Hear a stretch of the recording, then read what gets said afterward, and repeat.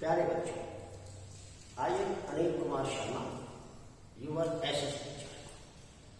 आज मैं आपको राजनीति शास्त्र के चौथे लेसन जाति, धर्म और लैंगिक मसले इसके विषय में तो बताता हूँ। सर्वप्रथम लिंग क्या होता है? लैंगिक, क्योंकि प्रति 1000 पुरुषों के पीछे स्त्रियों की संख्या को हम लिंग अनुपात कहते हैं। और भारतवर्ष में एक लैंगिक असमानता के अनेक कारण हैं। वो क्या है? सर्वप्रथम बालिकाओं की उपेक्षा। आज हम देख रहे हैं कि हिंदू समाज में बालिकाओं की, बच्चों की, लड़कों की तुलना में उपेक्षा की जाती है, उनके साथ भेदभाव किया जाता है। यहां तक कि माता पिता जन्म के समय भी उनके साथ भेदभाव करते हैं। पुत्र पैदा होने पर कुआं पूजन के रूप में हजारों रुपए खर्च करते हैं, जबकि लड़की पैदा होती है तो उनके मन के अंदर निराशा के भाव उत्पन्न हो जाते हैं, क्योंकि ऐसी परंपरा रही है कि लड़की को पराया धन समझा जाता है। यही वजह है कि महिला बालिकाओं के साथ या महिलाओं के साथ एक भेदभाव होता रहता है। पुत्र चाह दूसरा, हमारे समाज के अंदर एक और ऐसी अवधारणा रही है, क्योंकि समाज शुरू से ही हमारा पितृ प्रधान रहा है। पितृवंशिकता ज्यादा महत्व दिया जाता है और ये कामना की जाती है कि पुत्र ही हमारे क्रियाकर्म करेगा और पुत्र से ही हमारा भविष्य देगा। जबकि ऐसी सोच रखने वाले लोग ये भूल जाते हैं कि जितना जरूरी पुत्र है पुत्री भी इतनी जरूरी है, क्योंकि बिना पुत्री के, बिना लड़की के, बिना बालिका के वंश आगे नहीं बढ़ सकता है। तो इसीलिए हमें ये सोचना चाहिए कि पुत्र और पुत्री बराबर है। तो समाज में इन क्षेत्रों में महिलाओं से भेदभाव हो रहा है। अगला है कन्यावत। देखिए, हमारे समाज में विशेष तौर से प्राचीन समय में लड़कियों का पैदा होना अभिशाप समझते थे। कुछ वर्ग विशेष जातियां ऐसी जो लड़की के पैदा होते ही निर्बाध, जिन्हें हम कन्यावत कहते हैं, वही मानसिकता आज भी समाज में देखने को मिल रही है कि भ्रूण जांच के माध्यम से अगर गर्भ में लड़की है तो माता पिता उसकी हत्या करवाने में भी संकोच नहीं करते। तो ये हमारे यहाँ दैनिक असमानता है। इसके साथ साथ नारी अशिक्षा, महिलाओं को यानी बालिकाओं को माता पिता पढ़ाना भी उचित नहीं समझते हैं, क्योंकि उनके दृष्टिकोण में लड़कियों को पढ़ाने से लड़कियां बिगड़ जाएंगी। तो ऐसा वातावरण समाज के अंदर है, जिससे स्थापित होता है कि हमारे यहाँ लैंगिक असमानता है। नारी का अपमान हमारे यहाँ पर हम देखते हैं, स्थान स्थान पर महिलाओं का घोर अपमान किया जाता है, उसे प्राय वस्तु समझा जाता है, वो उसे प्राधीन रखा जाता है। तो ऐसी स्थिति में हम देखते हैं कि लैंगिक दृष्टि से हमारे यहाँ काफी भेदभाव है और लैंगिक असमानता जो है हमारे समाज के अंदर विद्यमान है। अब आपको उन क्षेत्रों के बारे में जहां महिलाओं के साथ भेदभाव होता है। सर्वप्रथम आप रोजगार को ले लीजिए। रोजगार के क्षेत्र में भी महिलाओं के साथ भेदभाव होता है। क्यों होता है ये भेदभाव? क्योंकि लोग महिला को चार दीवारी के अंदर ही बांधना चाहते हैं और उन्हें बाहर कमाने के लिए नहीं भेजते। परिणाम ये निकलता है कि पुरुषों की तुलना में महिलाओं को कम से कम नौकरी पर रखा जाता है, कम संख्या में काम करते हैं। ये हमारे समाज की मानसिकता है। व्यवसाय के क्षेत्र में देखिए कि महिलाओं का कार्य केवल घर के कार्य, चौका बर्तन, सफाई, गृहस्थी जीवन को चलाना, बच्चों को पालना इत्यादि ही बताए गए, जबकि पुरुषों को सभी व्यवसाय, सभी कार्य करने का पूर्ण अधिकार है। तो हम ऐसा कहते हैं कि महिलाओं की स्थिति व्यवसाय के क्षेत्र में भी आज बड़ी दयनीय है। इसके साथ साथ शिक्षा के क्षेत्र में भी उनकी घोर उपेक्षा की जाती है। उन्हें पढ़ाया नहीं जाता है और बाहर पढ़ने भेजा भी नहीं जाता, जिससे स्थिति ये होती है कि महिलाएं आज इस समाज में पिछड़ी हुई हैं और वे अच्छा व्यवसाय नहीं कर सकती हैं। स्थान स्थान पर महिलाओं के साथ अन्य प्रकार से भेदभाव, उन्हें आर्थिक आजादी नहीं है, उन्हें पैसे के लिए अपने पतियों पर मोहताज होना पड़ता है। छोटी छोटी अपनी आवश्यकताओं को पूरा करने के लिए, जरूरतों को पूरा करने के लिए पति से पैसे मांगने पड़ते हैं। अतः हम कह सकते हैं कि आज भी हमारे देश में बहुत से क्षेत्र ऐसे हैं जहां महिलाओं के साथ भेदभाव होता है। राजनीति को भी ले लीजिए, आज राजनीति में भी महिलाओं की वो स्थिति नहीं है जो पुरुषों की है। भारत की विधायिकाओं में मात्र 8 से 10% महिलाएं ही चुनाव जीत करके पहुंचती हैं। तो ये बातें ये दर्शाती हैं कि भारतीय समाज के अंदर आज भी बहुत अधिक मात्रा के अंदर महिलाओं के साथ भेदभाव हो रहा है। अब आता है सांप्रदायिकता। सांप्रदायिकता क्या है? अपने धर्म को दूसरे के धर्म से श्रेष्ठ समझना, ऊंचा समझना, बड़ा समझना ही सांप्रदायिकता है। लोग धर्म के मामले में अपने आप को ऊंचा मानते हैं। हमारे यहाँ विभिन्न प्रकार की सांप्रदायिकता देखने को मिल जाती है। धार्मिक सांप्रदायिकता, आज हम देखते हैं कि धर्म के क्षेत्र में समाज के अंदर जिस धर्म का ज्यादा बोलबाला होता है या जिस धर्म के अनुयायियों की संख्या ज्यादा होती है, वो धर्म अपने आप को सर्वोपरि मानते हुए अपने धर्म को आगे बढ़ाने का प्रयास करता है। इतना ही नहीं, लोग धर्म के नाम पर दंगे भड़का देते हैं और असामाजिक तत्वों का सहारा लेकर के राजनीति के अंदर अपनी पैठ बनाने का प्रयास करते हैं। बहुसंख्यक की राजनीति, बहुसंख्यक की सांप्रदायिकता, समाज के अंदर जो वर्ग विशेष या जाति बहुत अधिक संख्या में उपलब्ध है, उसके लोग अपने आप को दूसरी श्रेणियों के लोगों से ऊंचा समझते हैं। उदाहरण के लिए श्रीलंका के अंदर सिंहलियों को विशेष अधिकार प्राप्त है और वे श्रीलंका की राजनीति के अंदर अपना एक अलग ही पहचान करते हैं। तो ये दूसरी प्रकार की सांप्रदायिकता है। धर्म के नाम पर राजनीतिक गोलबंदी, कई जगह धर्म के नाम पर राजनीतिक नेता लोगों को लामबंद करते हैं, उन्हें गोलबंद कर देते हैं, इकट्ठा करते हैं। ऐसा वो इसलिए करते हैं ताकि लोगों का ध्रुवीकरण करके अधिक से अधिक वोटें अपने पक्ष में कर सकें। तो ये तीसरी प्रकार की सांप्रदायिकता हिंसा है। इसके बाद हिंसा का सहारा है। बहुत से राजनेता हमने देखा होगा चुनाव को जीतने के लिए विभिन्न प्रकार की हिंसा कराते हैं, क्योंकि उनका उद्देश्य केवल मात्र चुनाव में वोट लेना होता है और उसके लिए वो नैतिक अनैतिक कोई भी कार्य करने से नहीं चूकते। धर्म के नाम पे लोगों को लड़ा करके, उनके बीच झगड़ा करा करके उनकी वोटों का एकीकरण करने का प्रयास करते हैं। तो ये हमारे यहाँ कुछ प्रकार की सांप्रदायिकता है। इतना ही नहीं, बहुत से लोग धार्मिक स्थानों का भी संप्रदाय के रूप में, धर्म के रूप में प्रयोग करते हैं। विभिन्न धार्मिक स्थलों से जाकर के वहां पे अपील करना और धर्म के नाम पे वोट मांगना, ये भी सांप्रदायिकता का एक उदाहरण है।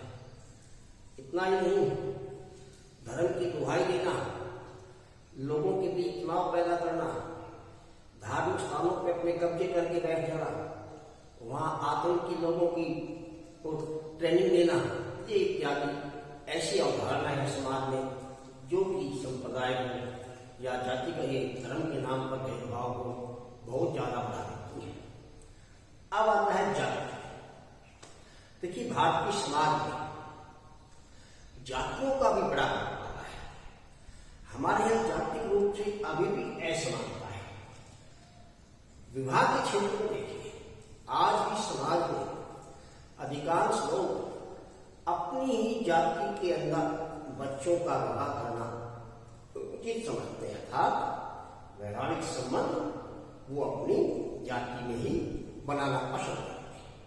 छुआछूत आज भी हम अपने समाज में देखते हैं, खासतौर से ग्रामीण क्षेत्रों में, राजस्थान जैसे इलाकों में, कि लोग ऊंच और नीच का भेदभाव करते हैं।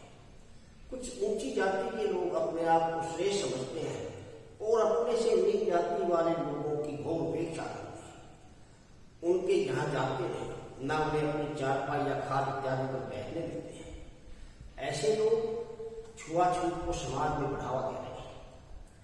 इसके साथ साथ शिक्षा का क्षेत्र में लीजिए, ऊंची जाति के लोग अधिक पढ़ने चाहते हैं क्योंकि वो साधन संपन्न है, और जबकि निम्न जाति के लोग जिन विचारों के पास पैसे का अभाव है वो लोग पढ़ने नहीं पाते हैं। आर्थिक असमानता, हमारे यहाँ धन के मामले में भी बहुत से लोग पीछे हैं। जो पिछड़ी जातियां हैं, जिन्हें अनुसूचित जाति जनजाति कहते हैं, वे लोग आर्थिक रूप से कमजोर हैं और कमजोर होने के कारण ही वे लोग समाज में अपना ऊंचा स्थान नहीं बना पाते हैं। इसके विपरीत समाज के अंदर पूंजीपति लोग, पैसे वाले लोग अपने आप को उनसे श्रेष्ठ समझते हैं, ऊंचा समझते हैं। तो हमारे यहाँ इस प्रकार की जातिगत असमानताएं आज भी भारतीय समाज में आपको देखने को मिल जाती है। अब यह प्रश्न उठता है कि विश्व स्वतंत्रता के बाद भी हमने कुछ ऐसे प्रावधान किए हैं जिससे जातिगत असमानता दूर हो सके।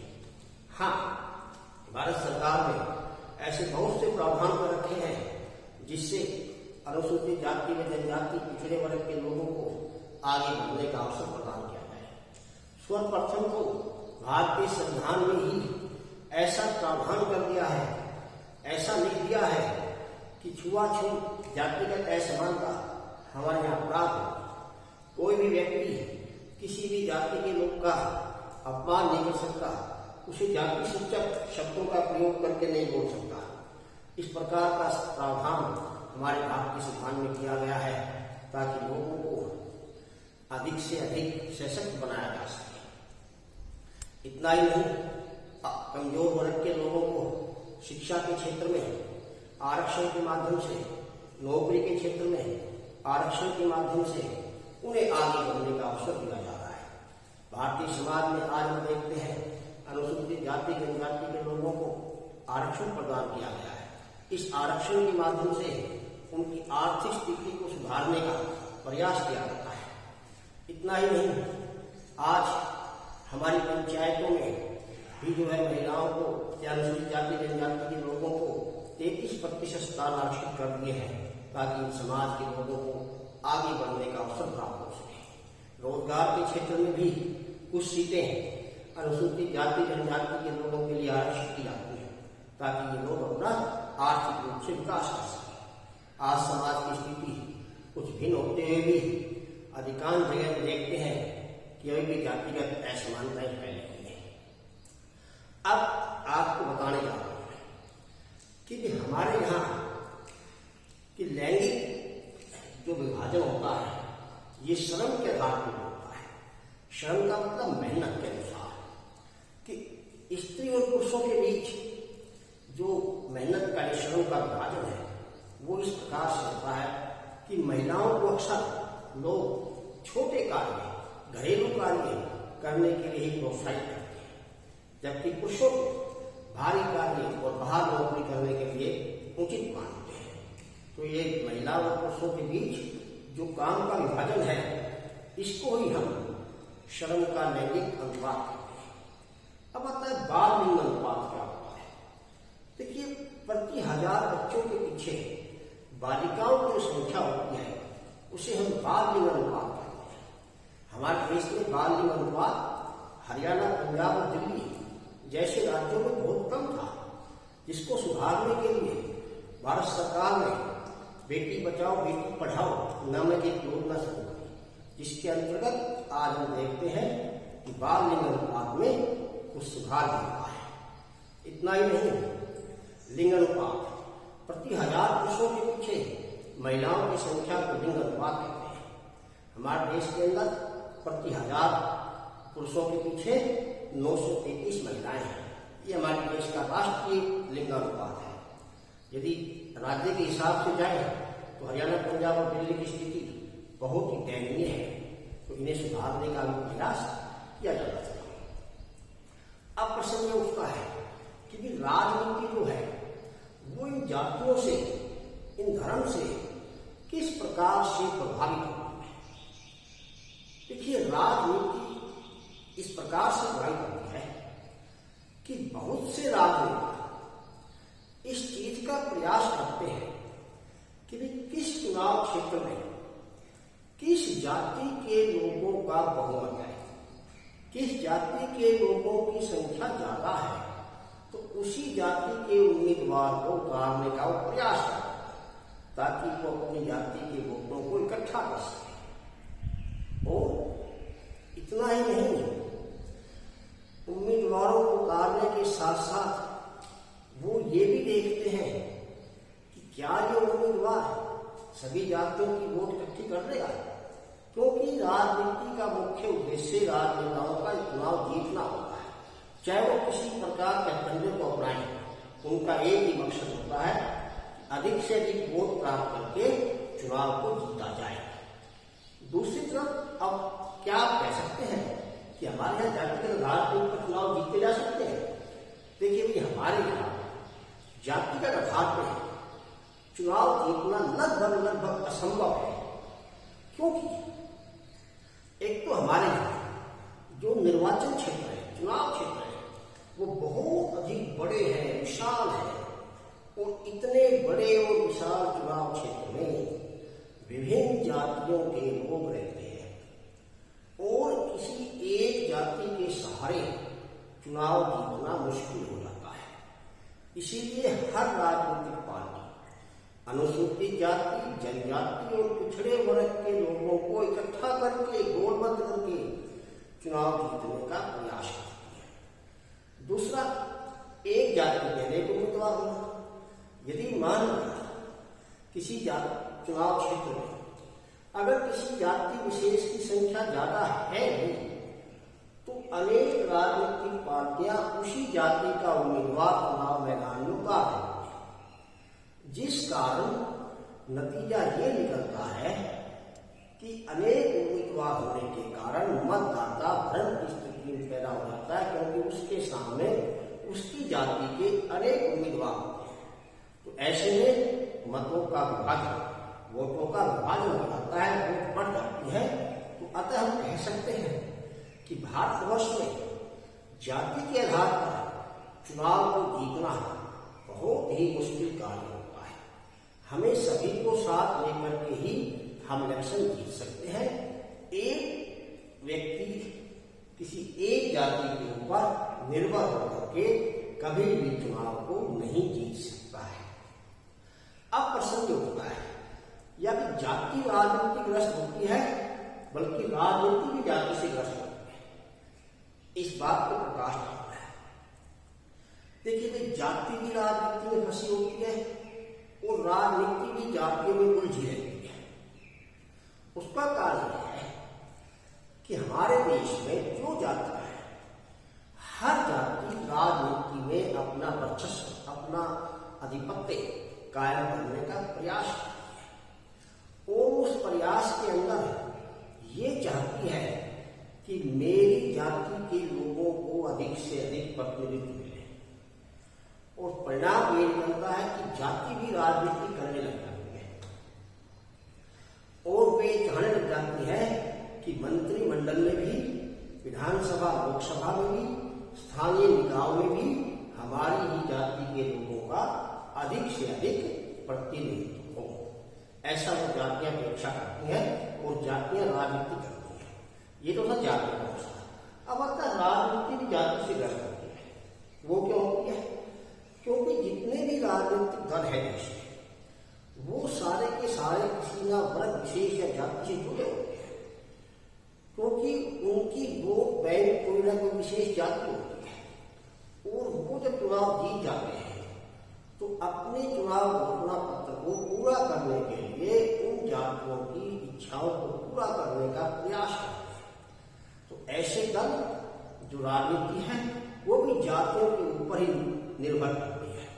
इतना ही नहीं, पिछड़े वर्ग के लोगों को प्रत्येक जाति अपनी तरफ खींचने का प्रयास करती है, क्योंकि कुल मिलाकर के अगर देखते हैं तो उनकी संख्या ज्यादा हो जाती है और उनकी जाति के उम्मीदवार भी इलेक्शन में बहुत कम खड़े होते हैं, जबकि अन्य जातियों के लोगों की संख्या भी ज्यादा हो जाती है। अतः हम कह सकते हैं कि भारतीय समाज में केवल जाति ही राजनीति से ग्रस्त नहीं है, अपितु राजनीति भी जाति से ग्रस्त होती है। तो इस पाठ के अंदर आपको इन तीन ही चीजों के बारे में बताया गया है। अब मैं आपको प्रश्न बताता हूं, नोट करें तो आप कर दें। सर्वप्रथम कि भाई लैंगिक असमानता को बढ़ावा देने वाले प्रमुख कारक कौन से हैं? नेक्स्ट क्वेश्चन, समाज के वो कौन से क्षेत्र हैं जिनमें महिलाओं के साथ आज भी भेदभाव होता है? नेक्स्ट क्वेश्चन है हम कि जाति राजनीतिग्रस्त हो सकती है, किंतु राजनीति भी जातिग्रस्त है, इस कथन की व्याख्या कीजिए। सांप्रदायिकता क्या है? विभिन्न प्रकार की सांप्रदायिकों का उदाहरण सहित वर्णन कीजिए। सांप्रदायिकता को फैलाने में धार्मिक शब्दों का किस प्रकार से प्रयोग किया जाता है? लैंगिक असमानता क्या है? श्रम के विभाजन से क्या अभिप्राय है? अगला प्रश्न, क्या भारतवर्ष में जाति के आधार पर चुनाव जीते जा सकते हैं? अपने उत्तर की पुष्टि में तर्क दीजिए। इसके साथ साथ नेक्स्ट प्रश्न, आज भारत के किन किन क्षेत्रों में जातिगत असमानताएं पाई जाती हैं, उनका वर्णन कीजिए। लिंग अनुपात क्या है? भारत में किन किन राज्यों में लिंग अनुपात कम है? तो ये प्रश्न आपको अपनी नोटबुक के अंदर